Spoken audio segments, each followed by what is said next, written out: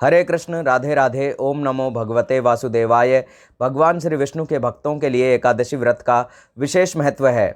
साल भर में कुल 24 एकादशी होती हैं। व्रतराज ग्रंथ के अनुसार भादो यानी भाद्रपद मास के कृष्ण पक्ष की एकादशी तिथि को अजा एकादशी का व्रत रखा जाता है। इस एकादशी का बहुत ही विशेष महत्व है। इस दिन व्रत करने से न केवल धन और सुख की प्राप्ति होती है, बल्कि सभी प्रकार की चिंताओं से भी मुक्ति मिल जाती है। तो चलिए आपको बताते हैं अजा एकादशी की तिथि, पूजा, शुभ मुहूर्त और पारण के समय के बारे में। भादो महीने के कृष्ण पक्ष में जो एकादशी आती है उसे अजा एकादशी और भादो महीने के शुक्ल पक्ष में पड़ने वाली एकादशी को परिवर्तनीय एकादशी या जल झूलनी ग्यारस कहते हैं। अजय एकादशी की व्रत कथा सत्यवादी राजा हरिश्चंद्र से जुड़ी हुई है। राजा हरिश्चंद्र अपनी प्रजा को बहुत ही प्रेम से रखते थे और अपनी प्रजा को सदा प्रसन्न रखते थे। उनके राज्य में चारों ओर खुशहाली रहती थी। समय बीता, जब राजा का विवाह हुआ तो राजा को एक पुत्र रत्न की प्राप्ति हुई। राजा हरिश्चंद्र अत्यंत वीर और प्रतापी थे। एक दिन राजा ने अपने वचन को निभाने के लिए पुत्र और पत्नी तक को बेच दिया। राजा खुद भी एक चांडाल के सेवक बन गए। तब गौतम ऋषि ने राजा हरिश्चंद्र को इस संकट से निकलने का उपाय बताया। राजा ने ऋषि गौतम के कहे अनुसार अजा एकादशी का व्रत रखा और विधि विधान से पूजन किया।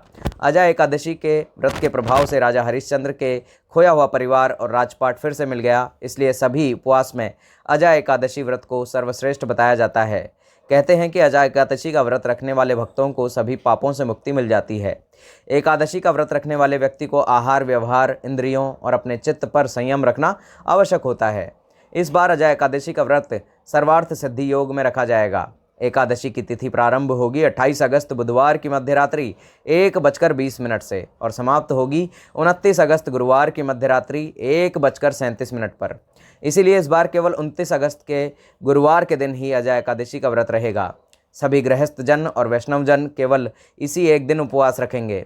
एकादशी के दिन यानी 29 अगस्त गुरुवार को सूर्योदय होगा सुबह 6:12 पर और सूर्यास्त होगा शाम 6:43 पर।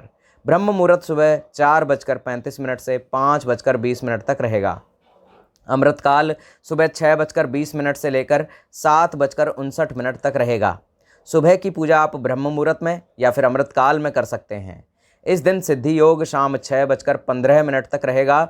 अभिजीत मुहूर्त दोपहर 12:20 से लेकर 12:52 तक रहेगा और राहुकाल दोपहर 1:30 से लेकर 3 बजे तक रहेगा। सर्वार्थ सिद्धि योग में की गई पूजा का फल अवश्य मिलता है। ऐसे में आपकी कोई मनोकामना हो तो उसकी पूर्ति के लिए आज आप व्रत रख सकते हैं। व्रत रखना संभव ना हो तो विधि विधान से लक्ष्मी नारायण भगवान और माता लक्ष्मी जी की पूजा कर सकते हैं। द्वादशी तिथि प्रारंभ होगी 29 अगस्त गुरुवार को मध्यरात्रि 1:30 से। इसी के साथ हरिवासर का समय भी शुरू हो जाएगा और 30 अगस्त शुक्रवार को मध्यरात्रि 2:25 पर द्वादशी तिथि समाप्त होगी। 30 अगस्त शुक्रवार को यानी व्रत पारण के दिन सूर्योदय होगा सुबह 6:12 पर और सूर्यास्त होगा शाम 6:42 पर। ब्रह्म मुहूर्त 4:36 से 5:24 तक रहेगा। इस दिन पुनर्वसु नक्षत्र शाम 5:55 तक रहेगा और बाद में पुष्य नक्षत्र प्रारंभ हो जाएगा। पुनर्वसु और पुष्य नक्षत्र अपने आप में सभी मनोकामनाओं की पूर्ति करने वाले और बहुत ही शुभ फल प्रदान करने वाले नक्षत्र हैं। आप इन नक्षत्रों में किसी नए काम की शुरुआत कर सकते हैं। यदि आप ऐसा करते हैं तो आपको उस काम में सफलता अवश्य मिलेगी। और राहु काल, जो कि अशुभ मुहूर्त माना जाता है, सुबह। अब जानते हैं हरिवासर के समय और व्रत पारण मुहूर्त के बारे में। हरिवासर का समय 30 अगस्त शुक्रवार को सुबह 7 बजे तक समाप्त हो जाएगा। इसके बाद से ही आपको व्रत का पारण करना है। इस बात को आपको विशेष ख्याल रखना है कि व्रत पारण वाले दिन आपको यदि निर्धारित मुहूर्त में व्रत पारण नहीं किया जाता है तो इसका भी आपको दोष लगता है। व्रत का पारण आप कर सकते हैं 30 अगस्त शुक्रवार को सुबह 7 बजे से लेकर 10:25 के बीच में। और सबसे विशेष बात कि भादो मास के कृष्ण पक्ष की द्वादशी तिथि को बछ बारस का पर्व मनाया जाता है। इस अवसर पर गाय और बछड़े की पूजा की जाती है और इस उत्सव को वस द्वादशी या बछ बारस के नाम से भी जाना जाता है। कुछ जगह पर बछ बारस का यह उत्सव कार्तिक मास के शुक्ल पक्ष की द्वादशी तिथि को भी मनाया जाता है। और धार्मिक पुराणों में गौ माताओं को समस्त तीर्थों का वास होने की बात कही गई है। पूजनीय गौ माता हमारी ऐसी माँ है जिनकी बराबरी ना कोई देवी देवता कर सकते हैं और ना ही कोई तीर्थ। गौ माता के दर्शन मात्र से ही ऐसा पुण्य मिल जाता है जो बड़े बड़े यज्ञ दान आदि कर्मों से भी प्राप्त नहीं हो सकता।